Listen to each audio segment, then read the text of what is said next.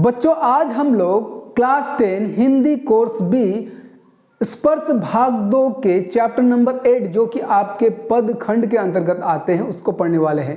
यह चैप्टर किसके द्वारा लिखी गई थी? कैफी आजमी के द्वारा लिखी गई कविता है कर चले हम फिदा। इस कविता को आज हम लोग संपूर्ण एक्सप्लेनेशन के साथ पढ़ेंगे, तो मेरे साथ बने रहे। कविता को पढ़ने से पूर्व मैं आपको एक शायरी सुनाता हूं कि थोड़ी शक्ति लाजमी है पर पत्थर होना ठीक नहीं। हिंदू मुस्लिम ठीक है साहब पर कट्टर होना ठीक नहीं। ये शायरी उन लोगों के लिए है जो ये सोचते हैं कि हमारे भारतवर्ष में मुसलमान जो है वे सच्चे भारतीय नहीं है। ये शायरी उनके लिए है जो धर्म के नाम पर हमारे भारतवर्ष को बांटने को आतुर है। हमारे भारतवर्ष को भारतवर्ष ही रहने दो। हमारी भारत की विशेषता ही ये है कि यहाँ पर विभिन्न जाति और विभिन्न धर्म के लोग बसते हैं। ये हम लोगों की देश की सबसे बड़ी विशेषता है। तो इस भारत को भारत ही रहने दो। धर्म के नाम पर इस भारत को बांटने की कोई आवश्यकता नहीं है। अगर आपको भारतीय मुसलमानों पर डाउट है तो इतिहास को पलट कर देख लीजिए। टीपू सुल्तान, APJ अब्दुल कलाम, अब्दुल हामिद जो कि इंडियन आर्मी में थे और वो भारत के लिए खुद का उन्होंने अपना बलिदान दिया था। क्या ये कम है? ये हम लोगों के भारत के अतीत है और जिन पर भारत को गर्व है। उसी तरह से सानिया मिर्जा हो गया और जो आजकल हाल ही में यूट्यूब में जो बहुत ज़्यादा प्रचलित है खान सर, जो दिन रात बच्चों को पढ़ाकर अपनी ओर से योगदान दे रहे हैं। ये भारत के वर्तमान है और ये सभी मुसलमान हैं और इन पर भारत को गर्व है और ये भारत के आन शान और बान है। अब मैं इस तरह से आपको सच्चे भारतीय मुसलमान के नाम गिनाने लग जाऊं तो पूरा क्लास ही निकल जाएगा, लेकिन नाम खत्म नहीं। अगर फिर भी आपको डाउट है तो आज आप मेरे साथ कैफी आजमी द्वारा लिखी गई कर चले हम फिदा कविता को पढ़े। कैफी आजमी मुसलमान थे और ये जो कविता है कर चले हम फिदा, ये कविता देश के वीर जवानों पर आधारित है, उनके बलिदान पर आधारित है। इस कविता की हर एक पंक्तियों में देशभक्ति की भावना देखी जा सकती है। बच्चों, किसी भी कविता या फिर कहानी को पढ़ने से पूर्व आप उससे रिलेटेड कवि या फिर लेखक के विषय में आपको जानना जरूरी होता है। इसीलिए आपके पाठ्य पुस्तक में कोई कविता हो या फिर कहानी हो, उसके पूर्व ही आपको उससे रिलेटेड कवि या फिर लेखक के विषय में हल्का सा जीवन परिचय दिया जाता है। उस कविता या फिर उस कहानी का मुख्य सार क्या है वो दिया जाता है। तो ये बहुत ही इम्पोर्टेंट बिंदु है, इसलिए आपकी पाठ्य पुस्तक में ये दी गई है। तो कैफी आजमी कौन थे उसको समझने का प्रयास करिए। कैफी आजमी का जन्म 19 जनवरी 1919 को उत्तर प्रदेश के आजमगढ़ जिले में हुई थी। इनका असली नाम था अख्तर हुसैन रिजवी। उनका पूरा असली नाम जो था वो था अख्तर हुसैन रिजवी, लेकिन ये कैफी आजमी के नाम से ही विख्यात हुए। इनकी जितनी भी रचनाएं हैं वे कैफी आजमी के नाम से ही प्रकाशित हुई है। कैफी आजमी जो थे इन्होंने महज 11 वर्ष के उम्र में, केवल 11 वर्ष के उम्र में इन्होंने पहली बार गजल लिखी थी।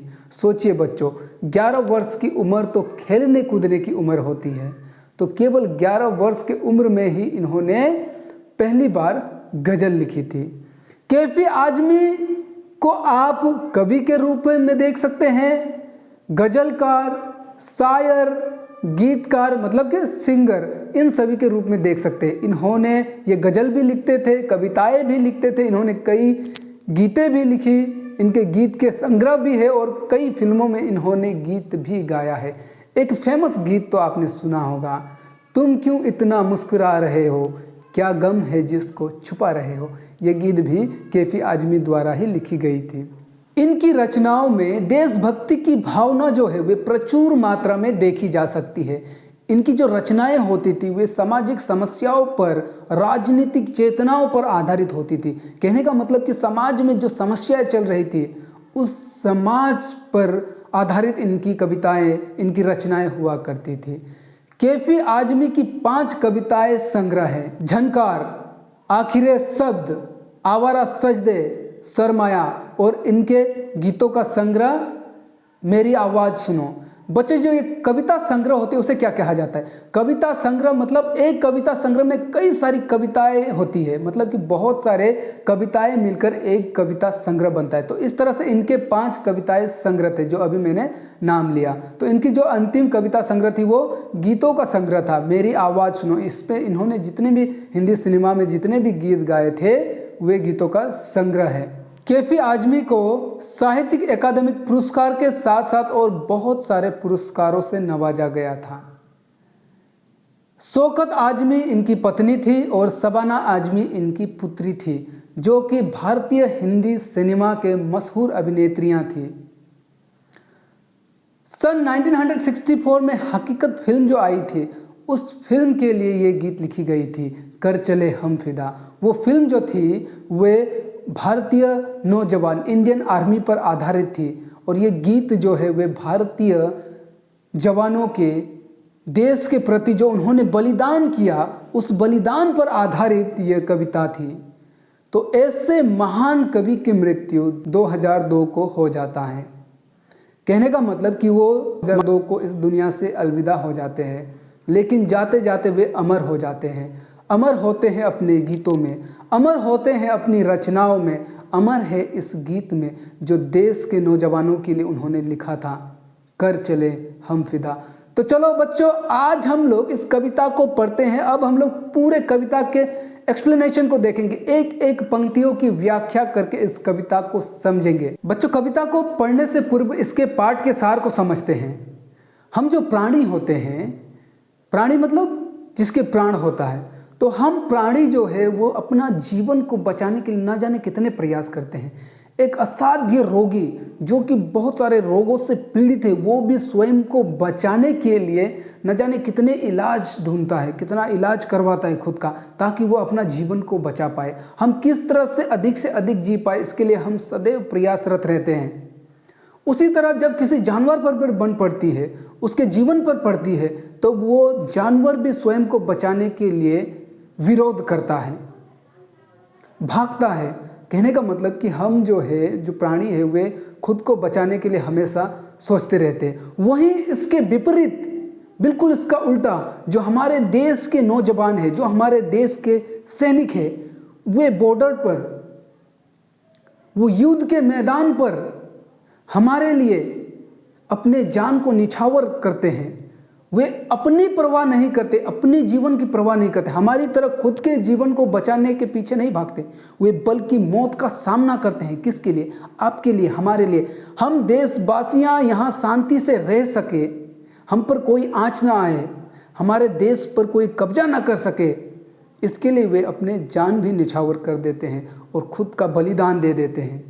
तो इसी पर आधारित है ये कविता, कर चले हम फिदा।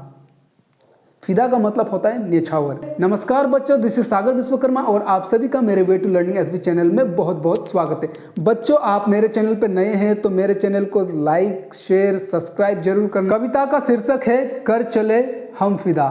फिदा का अर्थ होता है न्यौछावर। ठीक है, तो ये कविता जो है ये एक गीत है। तो इस कविता को पढ़ने का मज़ा तब तक नहीं आएगा जब तक इसको आप गाए नहीं। इस कविता को गा कर पढ़ना। मेरी आवाज़ बुरी है, मैं बहुत भद्दा गाता हूँ, लेकिन भी इस कविता को पढ़ने का मज़ा तब तक नहीं आएगा जब तक आप इसको लय के साथ गा कर ना पढ़े, इसलिए मैं गा कर पढ़ता हूँ। कर चले हम फिदा जानो तन साथियों, अब तुम्हारे हवाले वतन साथियों। सांस थमती गई, नब्ज जमती गई, फिर भी बढ़ते कदम को न रुकने दिया। कट गए सर हमारे तो कुछ गम नहीं, सर हिमालय का हमने न झुकने दिया। मरते मरते जहाँ बागपन साथियों, अब तुम्हारे हवाले वतन साथियों।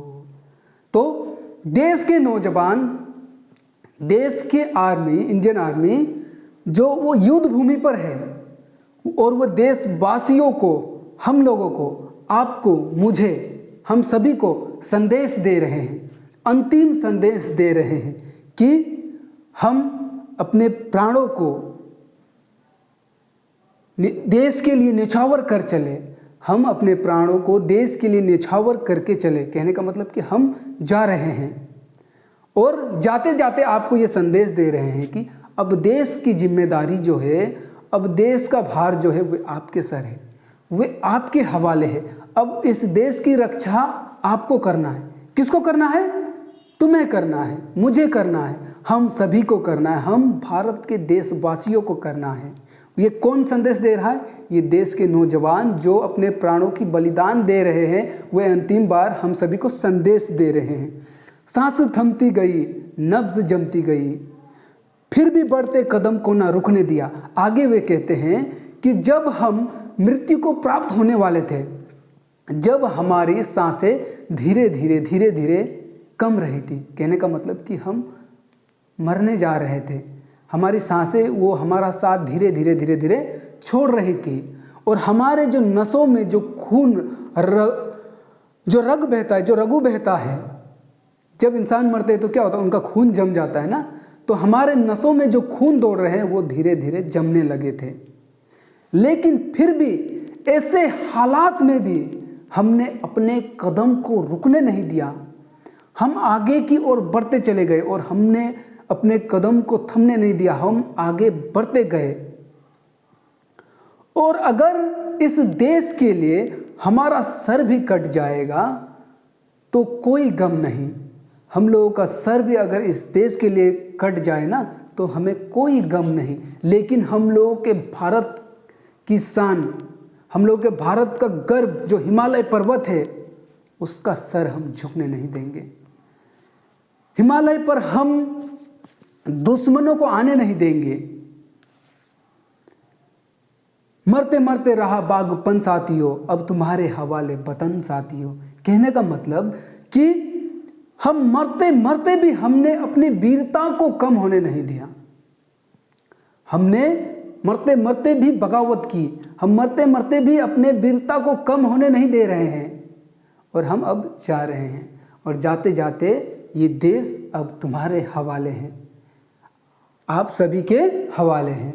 नेक्स्ट पद है, जिंदा रहने के मौसम बहुत है मगर जान देने की रुत रोज आती नहीं, हुस्न और इश्क दोनों को रुसवा करे, वो जवानी जो खून में नहाती नहीं, आज धरती बनी है दुल्हन साथियों, अब तुम्हारे हवाले वतन साथियों। देश के नौजवान कह रहे हैं कि जिंदा रहने का अवसर तो हमें बार बार मिलता है, जिंदा रहने के लिए अवसर कई बार मिलता है, लेकिन देश के लिए प्राण न्यौछावर करने के लिए, देश के लिए प्राण का बलिदान करने का अवसर, प्राण न्यौछावर करने का अवसर हमें बार बार नहीं मिलता और ये अवसर हर किसी को नहीं मिलता। तो मतलब देश के नौजवान अपने देश के लिए जो उन्हें प्राण न्यौछावर करने का जो मौका मिला है, वो एक भी मौका को खोना नहीं चाहते। आगे वे कहते हैं कि सुंदरता और प्रेम को त्यागना सीखो, वो सुंदरता और प्रेम ही क्या जो देश के लिए काम ना आए, और वो जवानी ही क्या जो देश के लिए काम ना आए। उस जवानी का क्या अर्थ है जिसका लहू देश के लिए ना बहे। आगे कहते हैं कि आज जो धरती है वो दुल्हन की भांति सजी हुई है, हमारे लहू से आज देश की धरती दुल्हन की भांति सजी हुई है, और जो ये नौजवान है वे देश को एक दुल्हन के रूप में देख रहे हैं और हमसे कहते हैं कि इस दुल्हन को बचा लो, इस दुल्हन को बचा कर रखो। और आगे फिर कहते हैं कि अब हम तो जा रहे हैं और अब इस देश का जिम्मा आपके ऊपर है, अब ये देश को हम आपके हवाले करके जा रहे हैं।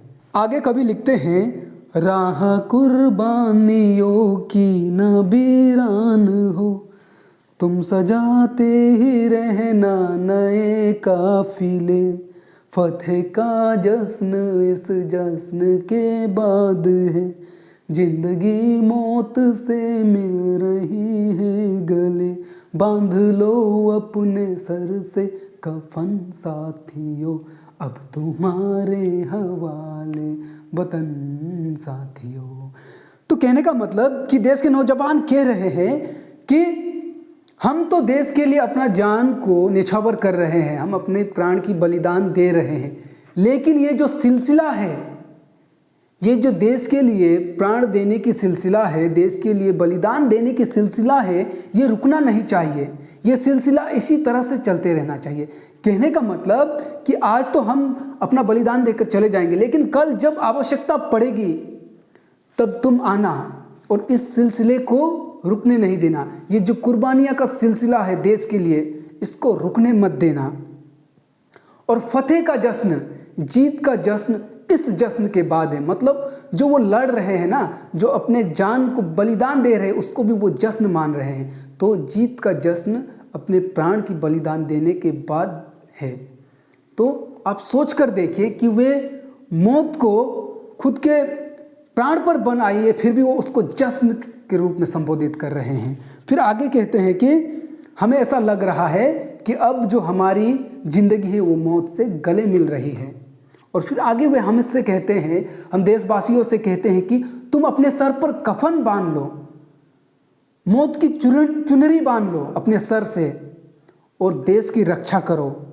और अब हम इस देश का भार, फिर आगे कहते हैं कि अब हम इस देश को आपके हवाले करके जा रहे हैं। इस देश की रक्षा करने की जिम्मेवारी अब आप सभी की है, आप देशवासियों की है। अगली और अंतिम पंक्तियां हैं, खींच दो अपने खूह से जमी पर लकीर, इस तरफ आने पाए न रावण कोई, तोड़ दो हाथ अगर हाथ उठने लगे, छूने पाए न सीता का दामन कोई, राम भी तुम ही लक्ष्मण साथियों, अब तुम्हारे हवाले वतन साथियों।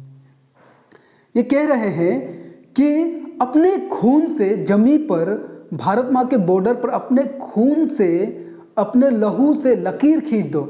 जिस तरह से लक्ष्मण ने सीता के लिए लक्ष्मण रेखा खींची थी, उस तरह से तुम भी अपने खून से इस जमी पर, इस जमी की सरहदों पर लकीर खींच दो और अब की बार इस जमीन पर कोई रावण आने ना पाए। इस लकीर को पार कर इस पार कोई रावण आने ना पाए। रावण से तात्पर्य है कि दुश्मन हमारे देश पर आने ना पाए।